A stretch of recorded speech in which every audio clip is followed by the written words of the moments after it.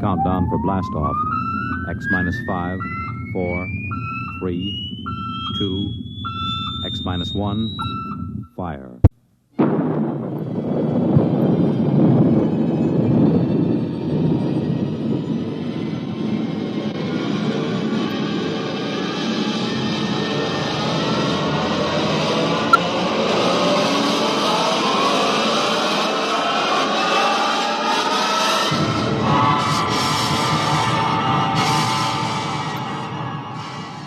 From the far horizons of the unknown come tales of new dimensions in time and space. These are stories of the future, adventures in which you'll live in a million could-be years on 1,000 maybe worlds. The National Broadcasting Company, in cooperation with Galaxy Science Fiction Magazine, presents X minus 1.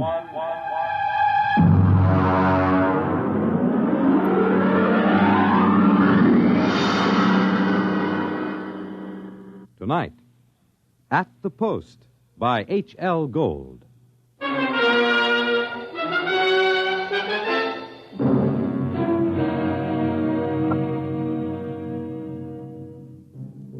When I come into the Blue Ribbon on 49th Street west of Broadway, I could tell right away nobody told Doc Hawkins about my misfortune. Doc, who ain't one really, writes a daily medical column for the Racing Form, and we're celebrating his being sprung from the alcoholic ward. He got one look at me, and he choked on a piece of gefilte fish.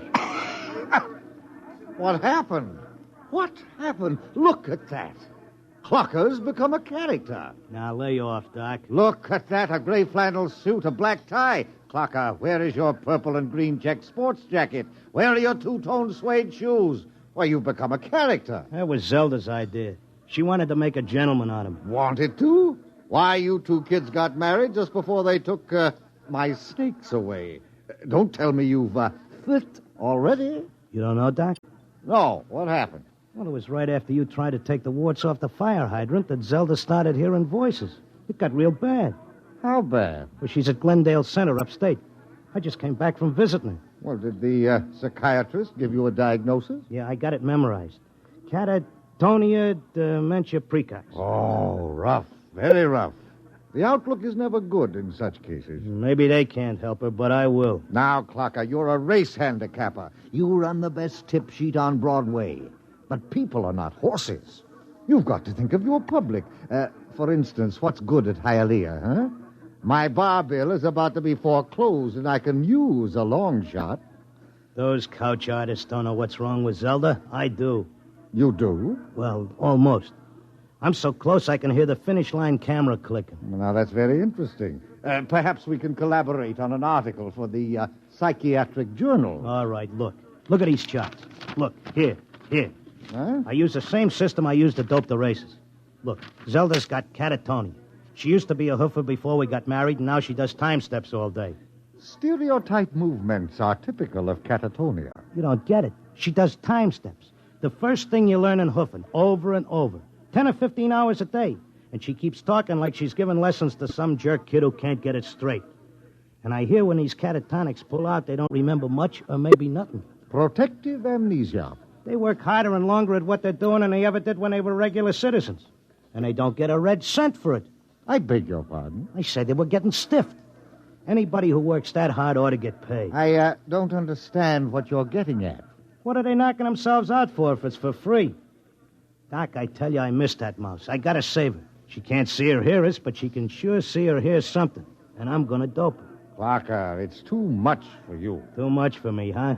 Who was it said Warlock had turned into a dog in his third year? Who was it had 7 winners the opening day at Belmont? You take my word for it, Doc. I'll beat the schizophrenia handicap.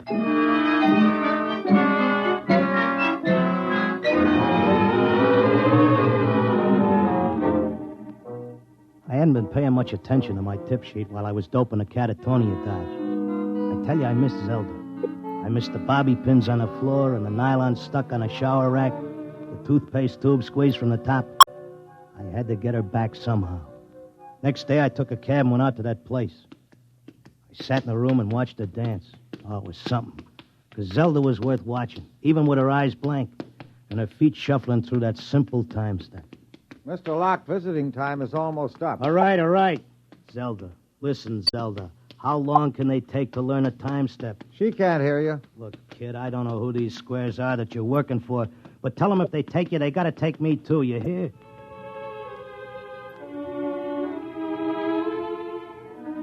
I had an idea now. I had it doped that Zelda was showing them how to dance, whoever they are. And the only way I could spring her was to find out who was controlling her and what they were after. The first step was to get them interested in me, in what I know about racing, doping horses. So I stood there next to Zelda and I started to talk. Now, the first thing you gotta figure is bloodlines. You take a horse, you gotta know back maybe 4 or 5 generations on both sides. Then you gotta know where the coat was full, what time of year, because all horses are 1 year old on the 1st of January. Then there's confirmation, training. You take a horse with good bloodlines, break him in a spring on a hard training surface track, and the first thing you know, you got a horse with a shin splint. Oh, they may cover it up, but if you know it's there. Mr. Locke, I once knew a horse ran in Hialeah who was scared of flamingos. What are you doing? Had a fine record at Gulfstream and Bowie. But when he got down to Hialeah and got one look at the flamingos, he wouldn't run for beans. Mr. Locke, are you all right? Shut up, I'm Mr. busy. Locke. You bet on a horse that's scared of flamingos at Hialeah, and you're going to come in with your tail between your legs. I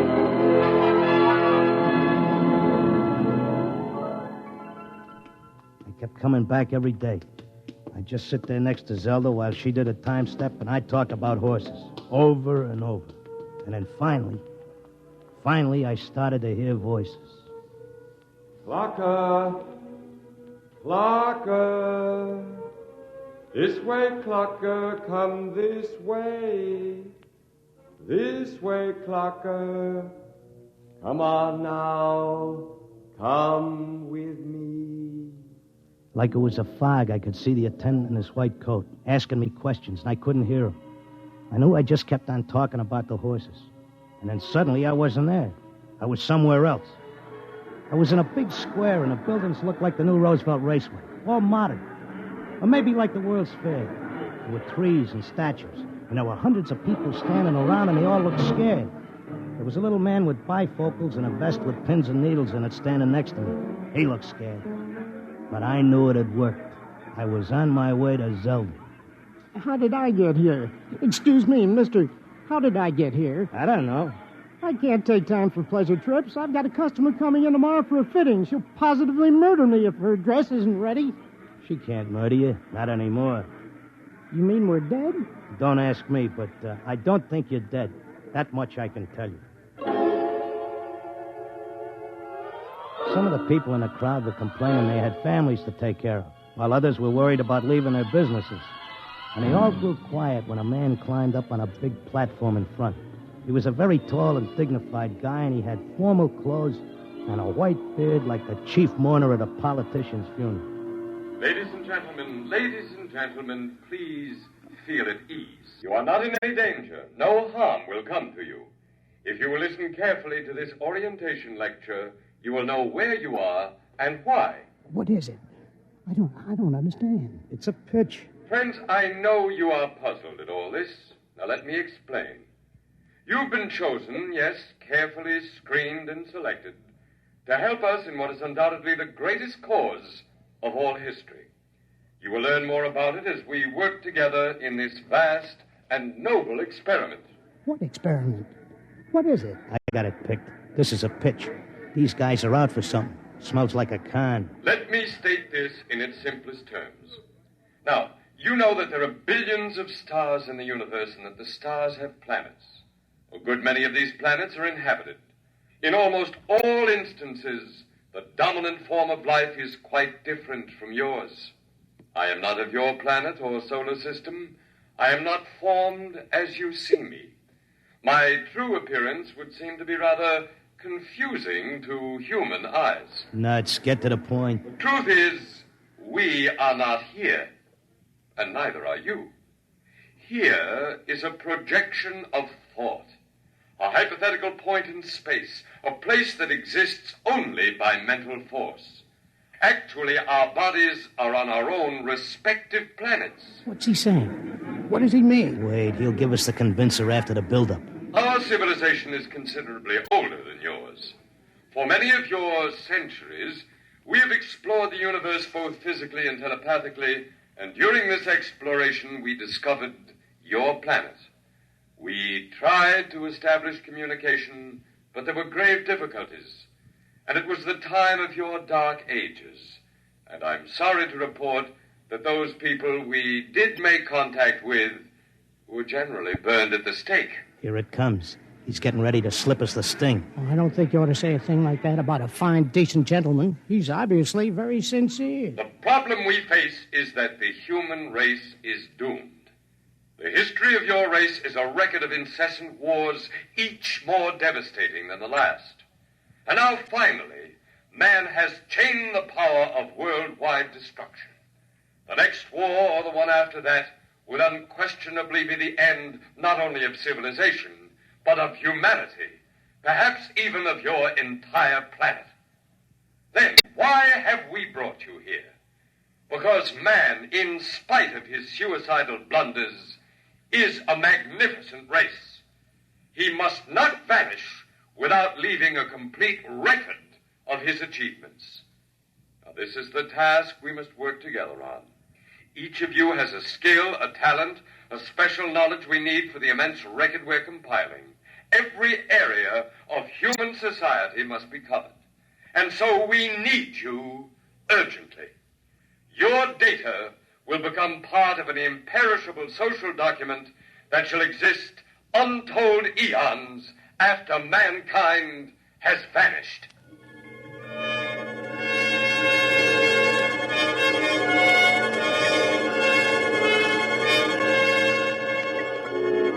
Oh, he had a slick con. He had that crowd in the palm of his hand like a small-time grifter selling pearl necklaces on 6th Avenue.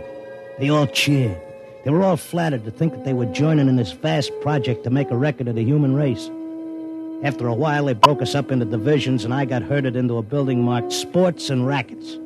They took my name and my occupation like I was applying for unemployment insurance. Now, here's our problem, Mr. Locke. We're making two kinds of perpetual records. One is written, more precisely, microscribed. The other is a wonderfully exact duplicate of your cerebral pattern, in more durable material than brain matter, of course. Of course. The substance we use in place of brain cells absorbs memory quite slowly. But you'll be happy to know that the impression once made can never be lost or erased. Delighted, tickled to pieces. I knew you would be. Well, let's proceed, shall we? First, a basic description of horse racing. I started telling them about horse racing, but they held me down to one sentence. They said I had to repeat it over and over so that recording thing could get it. They had a picture of my body back on Earth lying in a bed in a hospital just saying that one sentence over and over again. Well, that's enough for today. Isn't it amazing? We have a more detailed record of human society than man himself ever had. Your life, my life, the life of this Zelda, whom you came here to rescue, all are trivial, for we must all die eventually. But the project will last eternally. You telling me you know what I'm here for? To secure the return of your wife. I would naturally be aware that you'd submitted yourself to our control voluntarily. It was in your file that was sent to me by admissions. Then why did you let me in? Because, my dear friend, we also... Look, leave out the friend pitch. I'm here on business. As you wish. We let you in, as you express it, because you have knowledge that we should include in our archives. We hoped you'd recognize the merit and scope of our undertaking. Most people do once they're told. Zelda, too? Oh, yes. Yes, Zelda's extremely cooperative, quite convinced. Would you like to see her? Yeah, sure I would. Well, that can be arranged. I'll call the Arts and Entertainment section and arrange a meeting.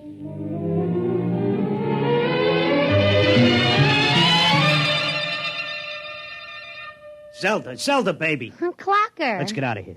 Oh, hello, Clocker. Aren't you glad to see me? I spent months and shot every dime I've got just to find you. For sure I'm glad to see you, hon, but I can't waste any time. This work is so important. I want to talk to you. That con artist with the white beard said... isn't he wonderful, Clocker? Aren't they all wonderful? Regular scientists devoting their whole lives to this terrific cause. What's so wonderful about that? They could let the Earth go boom. It wouldn't mean a thing to them. Everybody wiped out, just like there never were any people. Not even as much record of us as the dinosaurs. Gee, wouldn't that make you feel simply awful? I wouldn't feel a thing. All I'm worried about is us, baby. Who cares about the rest of the world doing a disappearing act? I do, and so do they. They aren't selfish like some people I could mention. Selfish? You're darn right I am. Zelda, listen. I'm selfish because I got a wife and I'm nuts about her and I want her back. I have to help out on this project. It's the least I can do for history. History? What did history ever do for us? Go turn in your time card, baby. Tell them you got a date with me back on Earth. No, this is my job as much as theirs. More even. They don't keep anybody here against their will. I'm staying because I want to, Clocker. But, honey... Excuse me, I've got to get back. I'm teaching them the soft shoe now.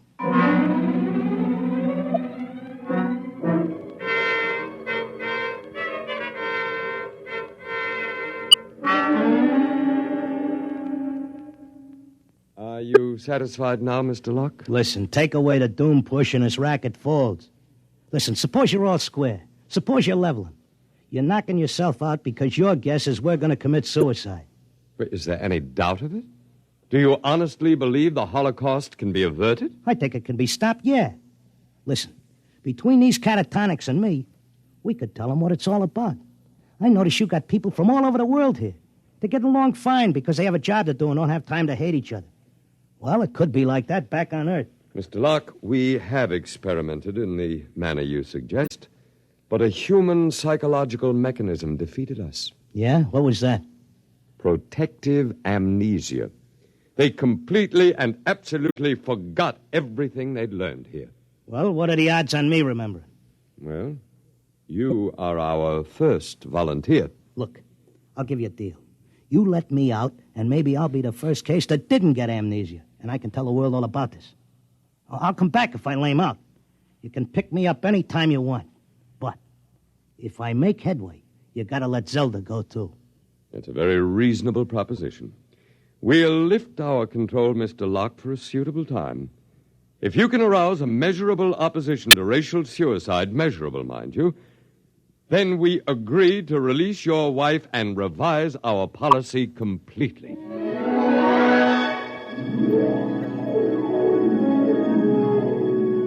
I came to at Glendale. It took me about 2 weeks to convince them that I was all right again. But I had to convince the world that they were throwing a race and that they needed a saliva test. So I started to write it all out in my tip sheet, in and around the horses. Around that time, I ran into Doc. Clocker, my boy, you've no idea how anxious we were about you. But you're looking fit, I'm glad to say. Thanks. I wish I could say the same about you and the rest of the world. No need to worry about us. We'll muddle along somehow. You think so, huh? I'm glad to see you've got your tip sheet going again. As long as the bobtails run, who cares what happens to anything else?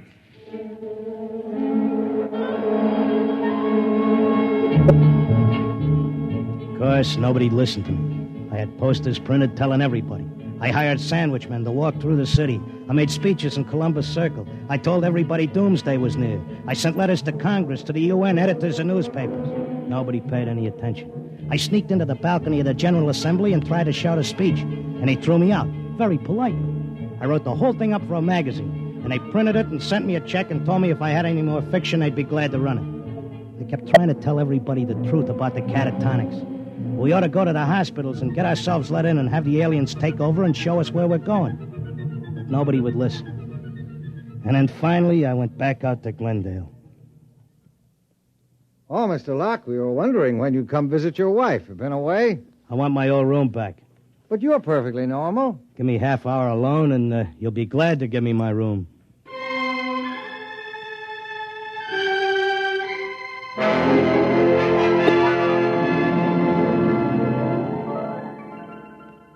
Well, here I am back again. Oh, Mr. Locke. Okay, I'll give you all the rest of the dope on racing. You won't have any trouble with me. Then you're convinced you failed. I'm no dummy. I know when I'm licked. So do we, Mr. Locke. Naturally, you have no way of detecting the effect you've had. We do. The result is that because of your experiment, we're gladly revising our policy. Huh? Is this a rib? Nobody listened to me. Oh, but they did. Visits to catatonics have increased considerably. When the visitors are alone with our human associates, they tentatively follow the directions you gave them in your article. Not all do, to be sure, Only those who feel as strongly about being with their loved ones as you do about your wife. We've accepted 4 voluntary applicants. You mean I made it? That's right. Before long, we shall have to increase our staff as the numbers of voluntary applicants increases geometrically, and then we'll be able to release the first group to go back and carry the message. Whenever you care to, Mr. Locke, you and your wife are free to leave. Okay, but I'll tell you what. I owe you plenty. I'll help make that record before I go. I'll teach you how to dope the horses. Is that what you want? Why, yes. All right, then let's go. The quicker we get started, the quicker we can get back.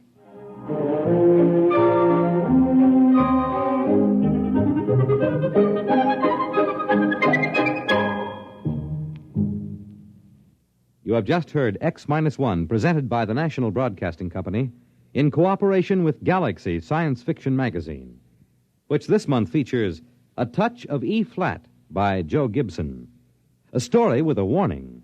Never let anyone point any weapon at you, even something as harmless-looking as a water pistol. It may be a cooling gun. Galaxy Magazine on your newsstand today.